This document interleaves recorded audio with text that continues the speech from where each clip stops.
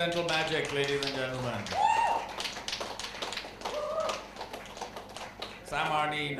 Reading this book, because I've also known Keshava for so many years, the fun thing about being a writer is that you're also, and you know another writer, is that you try to read them a little bit into their work. And I know that Keshava lived in Bangalore, which is where I'm from, and I saw bits of Bangalore on there. I know he lived in Boston, and he himself was a student at Harvard, and Harvard students are there's a character based on that.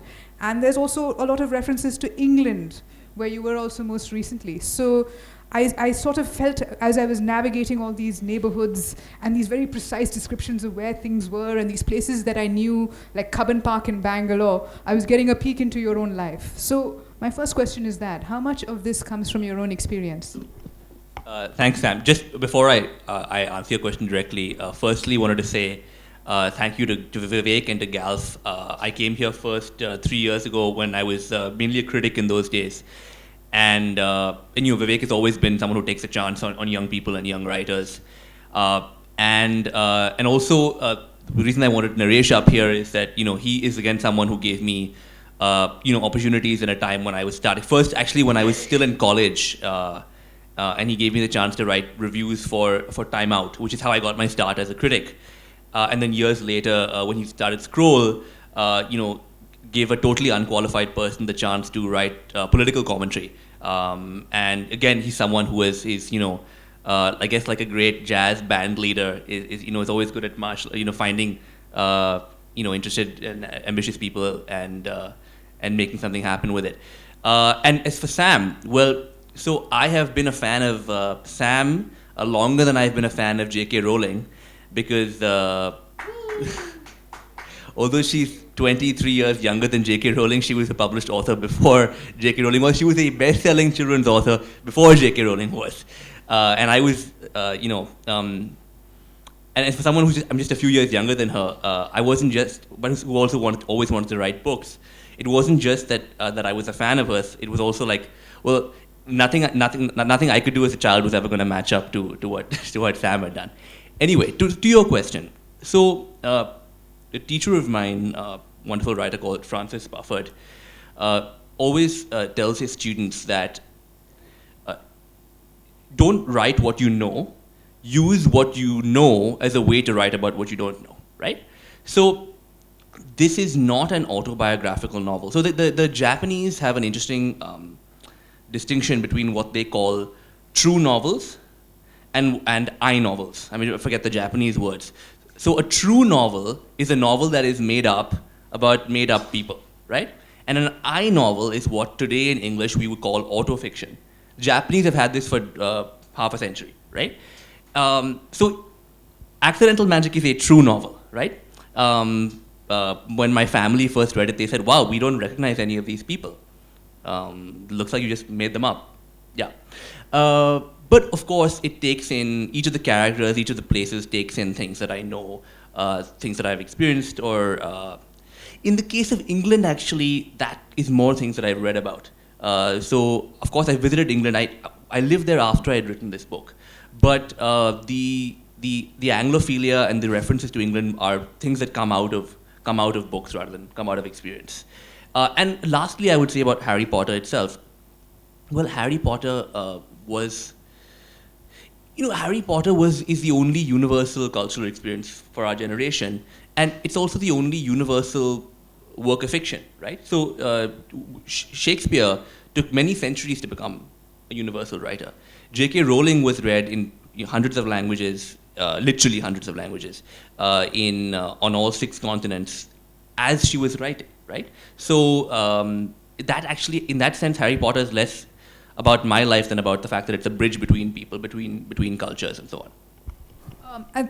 Thank you for that. And one of the things I want to just say before we go on is this novel, it has this fine, refined sensibility and this perspective of life. So when you were saying suddenly nice things about me, I was like, no, Keshava, you have a perspective that is far more panoramic, I think, than that was what I admired while reading this. My question for you is to do with this insane Harry Potter fan following and this encyclopedic knowledge that you show of this fan phenomena. I mean, there's a part in here where, just to reiterate your last point, there were 4 million at one point. When Harry Potter was on the bestseller list, they had sold 4 million copies, whereas the New York Times subscription was only 1 million readers. And just to demonstrate how huge, big, much wider that. So the first print run for Harry Potter and the Goblet of Fire in the US alone was 4 million copies. Yeah. So on that, look, some of that is just research that I actually had to do for this book. Those are not that's not a fact that I just knew. That's something I had to look up. But let me just say a little bit. Okay, let me just set this up for you. I should say firstly that this is not a book about Harry Potter per se. So I don't want the Harry Potter books already do that. It's a book about 4 people whose lives are brought together by Harry Potter, right? And they're all adults. So 2 of them are Indian, 2 of them are American. As we go on, I'll say a bit more about each of these characters. And it's set in a kind of community, in a community that resembles communities that did actually exist. So what happened is that the rise of Harry Potter coincided with the early growth of the internet. And also Harry Potter in the US, not so much in the rest of the world, was very enthusiastically taken up by grown-ups. It wasn't seen just as a children's book.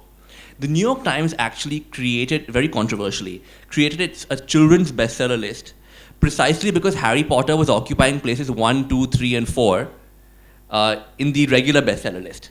And so to avoid the embarrassment of the fact that the bestseller list was dominated by ostensibly a children's book, they created the children's bestseller list. Never existed before. So these communities actually existed. And what was going on there was that people were writing fan fiction, that is, stories inspired by the Harry Potter books, and they were engaged in discussions. Above all, at least at this time, on the question of whether Harry and Hermione should get together or Ron and Hermione should get together. And for those of you who have come to these books later, it might seem a bit strange, but in the year 2000, the 4th book had just come out. And, okay, it was kind of obvious that Ron and Hermione were going to get together, but it wasn't, there was just a sense of picture abhi baki hai, right? And so there was something to talk about. So, and that was the dominant theme of the conversations. So those were sites that I was on as what they call a lurker. So I read the fan fiction, I read the discussions. I didn't really participate very much, but I knew about those things from that time. Yeah. You mentioned also the Ron-Hermione relationship, which is this sort of central part of this novel. And to me, that is kind of a theme that comes out elsewhere. This is a novel about relationships. This is also a novel about friendships that develop over literature. Could you talk a little bit about that? I mean, how also reading connects us. That's what I guess. So let me just first, I said there are 4 characters. Let me just lay this out. So because the book is just out, so people haven't read it. So I think let me give some context. So the 4 main characters. There's the closest thing the book has to a protagonist is someone called Kannan from Bangalore. He's a computer programmer, and he moves to the US in his early 20s to do a master's, and then stays on to work. It's set around the time of the first .com boom. So he works at a sports media website as a developer. And then there's his kind of the closest relationship he has in the novel with a man called Curtis Grimmett, who is in his mid-50s. He is an American. He's from quite an intellectual background. He's a huge Anglophile. And he is the host of a weekly talk radio show on a public radio station. And then the other 2 characters, there's a woman called, you referred to her when you talked about Harvard, called Rebecca Nichols. She's just finished from Harvard when the book starts, and is sort of, you could say, experiencing something like a quarter-life crisis, identity crisis, and Harry Potter is part of that. And then finally there's another young woman from Madras, the youngest character in the book, called Malti. And in the early draft of the book, she comes in midway through because she and Kannan have an arranged marriage. As I revised the book, many people said that they wanted more of her, and so she then became a kind of main character in her own right. And so when we first see her, she's a Harry Potter fan in Madras. So the other characters are in Boston. For much of the book, she's actually in Madras. And so she comes to, she marries Kannan and she moves to Boston towards the end of the book. So those are the characters. In terms of relationships, so where the Harry Potter link is that, so E.M. Forster called A Passage to India a little bridge of sympathy between East and West. When I lived in the US, I was very struck by how people tend to cluster with others who are like themselves, right? By which I mean people of a similar age, similar ethnicity, similar sort of class background, educational background. And Harry Potter was a way to break through those barriers, right? So Harry Potter is a bridge. So two of the characters, the two male characters, Kannan and Curtis Grimmett. Grimmett is usually known by his last name. They're both misfits, outsiders, loners, and for them, Harry Potter is a way to find community, and their own relationship also is driven in part by the fact that they don't actually have any other functional relationships in their life.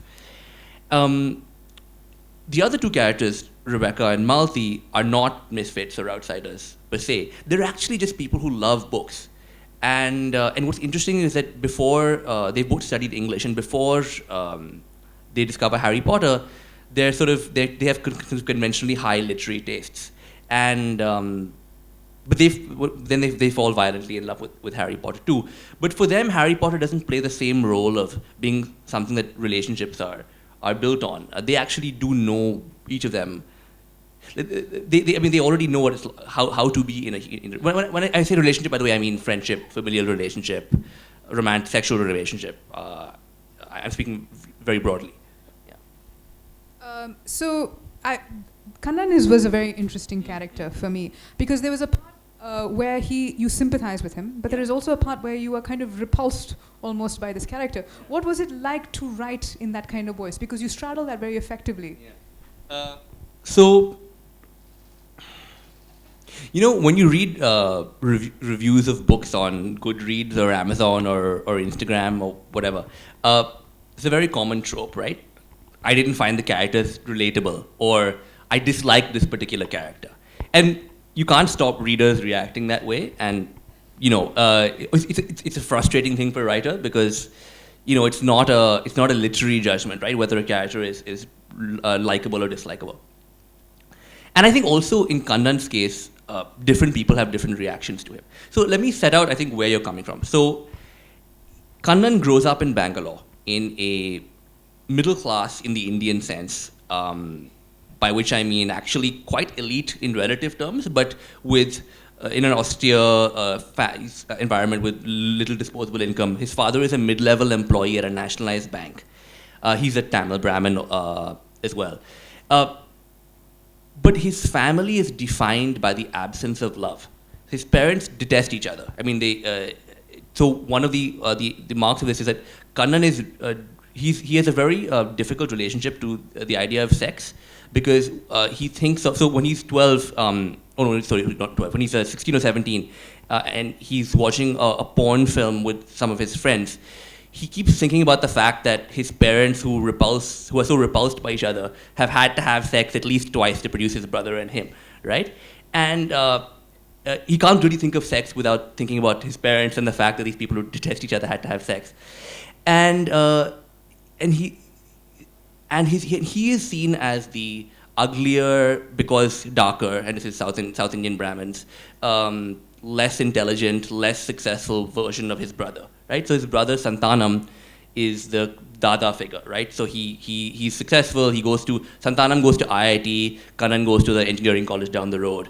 Santanam goes to Carnegie Mellon. Kannan goes to Northeastern, which is a perfectly good university, but in the hierarchy of things. And Santanam is always sort of bullying Kannan and kind of telling him what to do as well. So all of these things leave a deep mark on him. I mean, why is he unable to form relationships? Well, because of the what's sort of, we could say, what's been done to him by his family and and society more broadly. Now, that doesn't mean that readers are going to think that everything he does is justifiable. But I hope it gives a certain human credibility and context to things that he does later in the book, which some people might be repulsed by. Yeah. I want to unpack a little bit more of this relationship aspect to your novel, because Harry Potter is creating these connections and relationships, but there are other two great novels that you refer to here. One is George Eliot's Middlemarch. Dorothea Brooke makes an appearance, as does Jane Austen's Emma. And it's wonderful because I've bookmarked this, and I wonder if you could, if you would allow me to read it out, because it shows also how I think a lot of people are very dismissive sometimes of Harry Potter and Harry Potter thing, but these things are also connecting to very fundamental themes for all of us, who are both literary and interested in genre fiction. Cedric Diggory, she said, is Jane Fairfax. She has no fame or fortune, but is even better looking than Emma and outshines her in terms of accomplishment. And then it turns out that the man Emma wants to marry, Frank Churchill, has been in love with Jane all along, just like Harry and Cedric and Cho. The only difference is that Cedric is obviously a tragic figure, while Jane Fairfax has a happy ending. Maybe that shows how brave a writer J.K. Rowling is. Or maybe Cedric has to die to clear the way for Harry to be the hero, because there can't be anyone better than him around. And I love this idea of also books and characters meeting other books and characters in this book. Could you talk a little bit about that? Sure. So that passage is partly about the fact that when we love a book, we talk about the characters in the book as if they're people we know. And we become very invested in a way. So in that sense, Harry Potter is reminiscent. The way people read it is reminiscent of the way that you read a sort of 19th century novel. I mean, the reason, like before modernism, before postmodernism, before the rise of literary theory, when we had a slightly more innocent relationship to character, right? So, or if you think of a novel like A Fine Balance by Rowan Mystery, a similar thing applies. Like I think when you're reading the book, a lot of readers are sort of really hoping that things work out for the characters. And with every new tragedy, you're saying, I hope they make it through this. So that kind of innocence is still, I think, a function, a part of the reading experience, right? And I think the way that a lot of the readers of Harry Potter were so invested in the characters, people do feel that way about Austen or about Dickens. Now, as far as Dorothea Brooke in Middlemarch goes, so this is not explicit, but this is what was in my mind. So Dorothea Brooke is someone who is constantly judging. She has very deep convictions, and as she goes through life, she's the protagonist of George Eliot's great novel, Middlemarch. She is constantly trying to put these convictions into practice, right? And part of the novel is about, much of the action of the novel is driven by the ways in the consequences of the tension between her convictions and her, sort of what she actually wants, you could say. And the person who's like this in this novel is Curtis Grimmett, the radio host, right? So, look, one of the functions of fiction is a way to play out ethical dilemmas, right? And to come back to your question about relationships. So Curtis Grimmett and Kannan have this seemingly very close friendship. And the things that Kannan does in the novel test the friendship. And firstly, Curtis has to ask himself about whether he should still be friends with Kannan given his own moral convictions.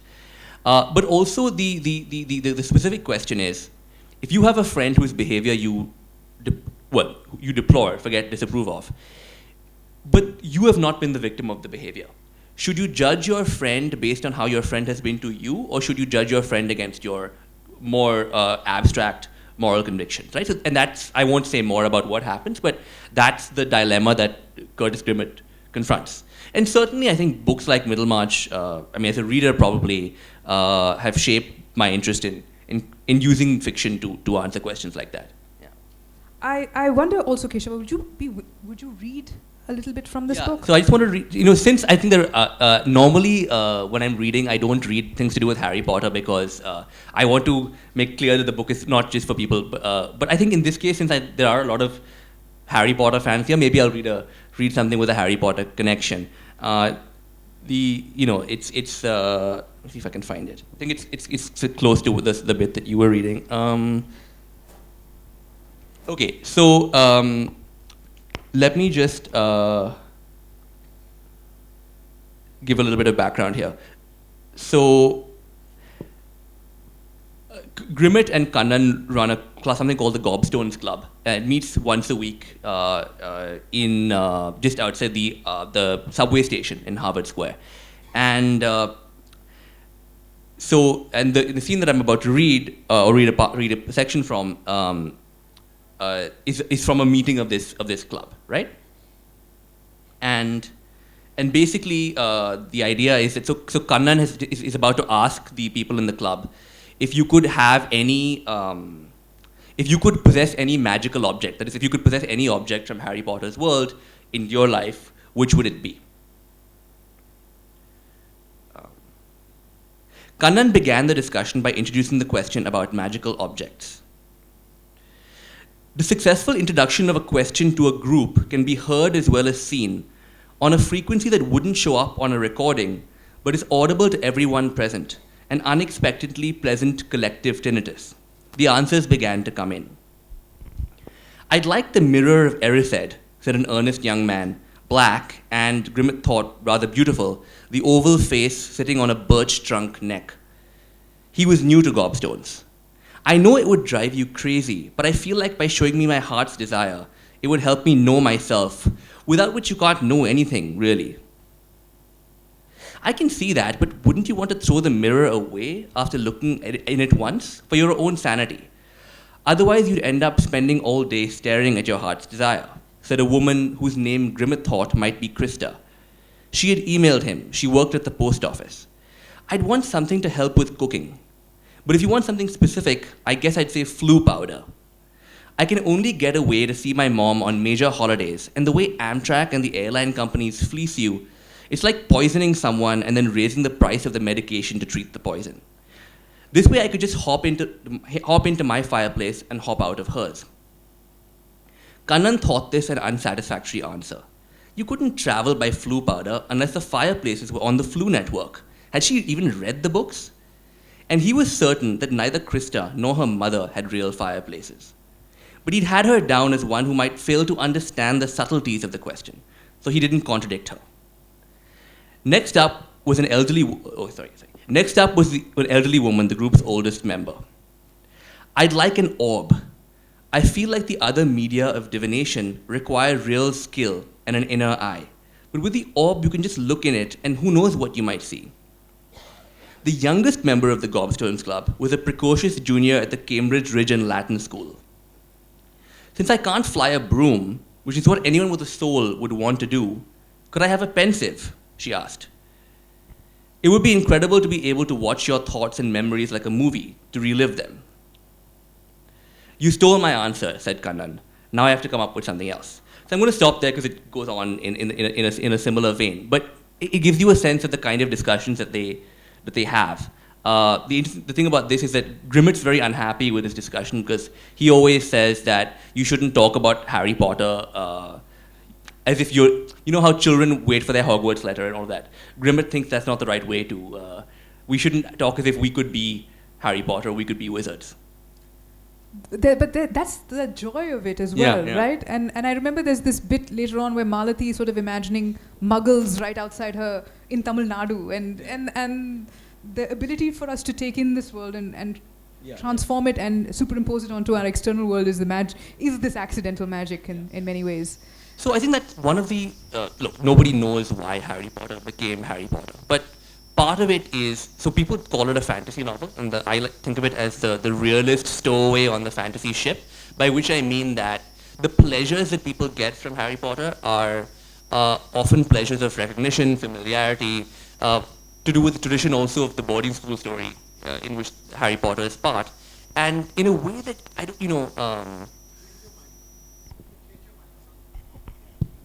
and in a way that I don't think people feel say about the Lord of the Rings, that because it's a high fantasy like the Lord of the Rings, you don't really imagine yourself there in the same way. But yeah, children, I don't know about Nayan, but most children, so at least my age, they were actually waiting for their Hogwarts letter. Obsessively asking each other which house are you in, which house would you be in, yeah. That was the conversation we had also before we came in. We discussed which houses we were in. Which one were you, Keshava? I mean, one can obviously long to be something else, but I think the reality is probably pretty obvious. Ravenclaw. Yeah. I also am Ravenclaw. I always wanted to be Gryffindor. We think Nayan might be Slytherin. Mr. Pinto claims he's Hufflepuff. Okay. Do we want to break for questions? Yeah? Yeah. Okay. We would Arni. love to get some questions in from the audience.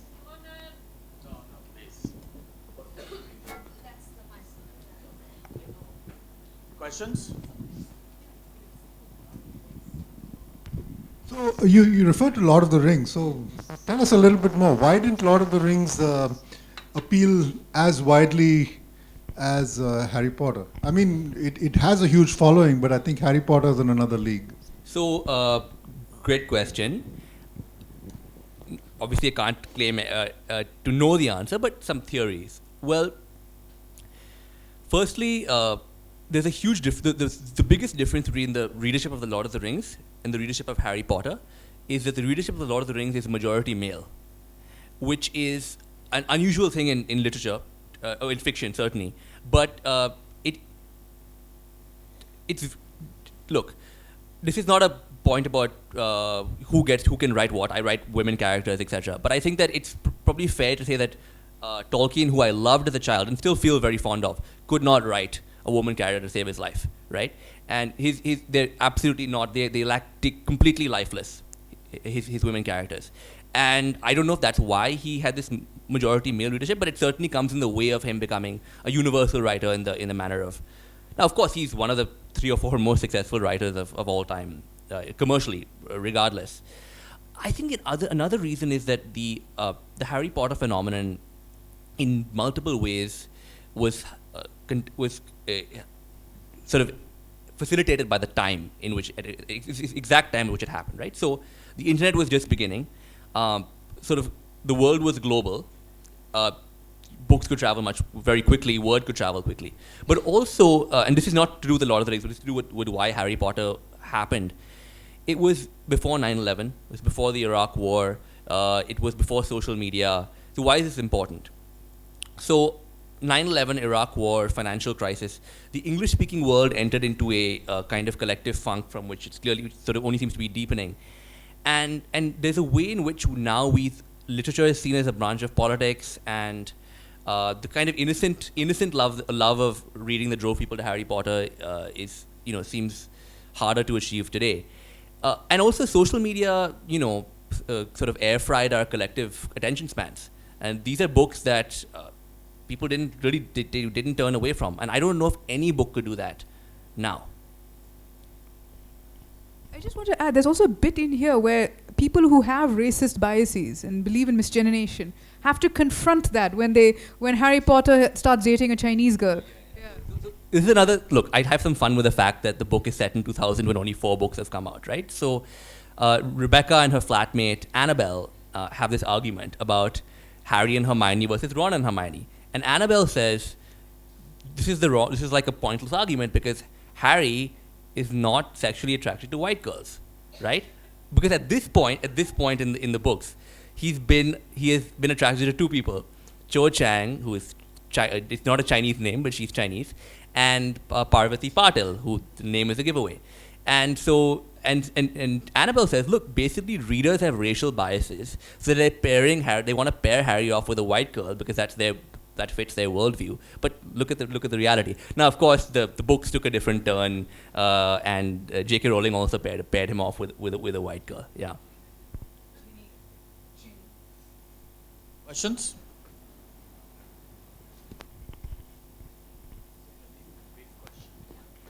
Okay, my name is Urvi. I'm from St. Xavier's College. Okay, so I have this question. Why and how did you get the idea to introduce Harry Potter or relate this book to Harry Potter? Because it's a very wide and very dangerous thing to put yourself into, because you never know how judgmental or how wild people can get, because it's a very loved book. That's true, right? But I think that when you write books, you expose yourself to judgment. I mean, that's just unfortunately that just comes with the territory. So it was simply because Harry Potter was a way to bring people who would never otherwise meet. Harry Potter, as I said, was a bridge. So particularly between Grimmett, who's in his 50s, an American man in his 50s, Kannan, who's an Indian man in his early 20s, and then later between Kannan and Rebecca. Now, one of the questions in the book is the possibility, and I'm not going to get into what happens, of romance between Kannan and Rebecca. And it's very clear that they, again, are two people who could not have connected. Their worlds just are too different, even though they're living sort of 2 miles apart in Boston, thanks to Harry Potter. So Harry Potter was this universal experience and also this bridge between different people. This is also a great reason to buy books. You may meet the love of your life or just have some simmering sexual attraction over a book. Questions?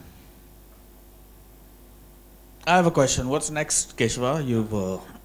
What's next for you? So, working on another novel. I mean, the only thing I'll say is that I